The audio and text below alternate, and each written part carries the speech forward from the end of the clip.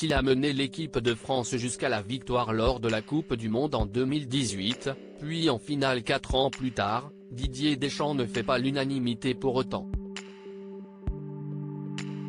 Avec d'anciens coéquipiers de 1998, la guerre est même déclarée plus de 4 ans après avoir remporté la fameuse Coupe du Monde 2018, la France a failli remettre ça. Le 18 décembre dernier, les Bleus ont tout donné face à l'Argentine, avant de perdre au tir au but. Une performance remarquable, tout de même, puisqu'il est extrêmement rare d'arriver 2 fois de suite en finale de la plus prestigieuse des compétitions entre les nations. Ravi de la performance, Noël Le Graët, qui était encore le président de la FFF avant que les affaires ne lui tombent sur la tête, a prolongé le contrat de Didier Deschamps, le sélectionneur des Bleus depuis 2012. Un choix qui a déplu à certains anciens joueurs, comme Christophe Dugarry.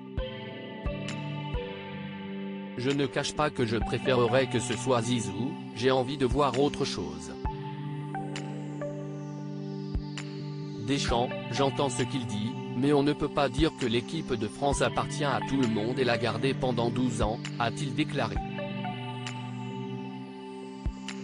Ce n'est pas la première fois que Christophe Dugarry et Didier Deschamps se livrent à une petite bataille. Ce jour où Christophe Dugarry a vivement critiqué Didier Deschamps avant le début du Mondial 2018, le choix de Didier Deschamps de ne pas sélectionner Karim Benzema dans l'équipe de France n'a particulièrement pas plu à Christophe Dugarry. Il faudra que Didier Deschamps aille très loin en Coupe du Monde. Parce qu'il faudra assumer son choix.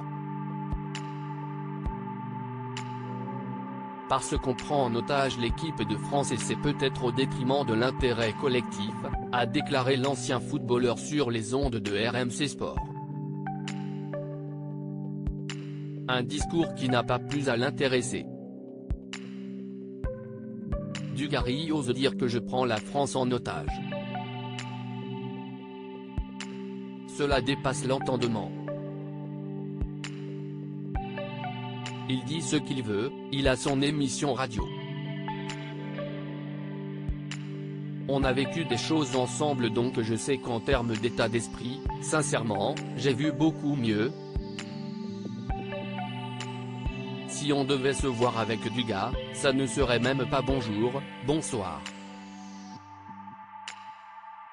Chacun sa route, chacun son chemin. C'est clair, a-t-il rétorqué dans les colonnes du Parisien. Néanmoins, si cette brouille avait pu s'arrêter là, elle aurait également pu se régler devant les tribunaux puisque quelques jours après ces échanges, Didier Deschamps aurait réfléchi à attaquer son ancien coéquipier en justice. Chose qui, après réflexion, ne s'est jamais faite.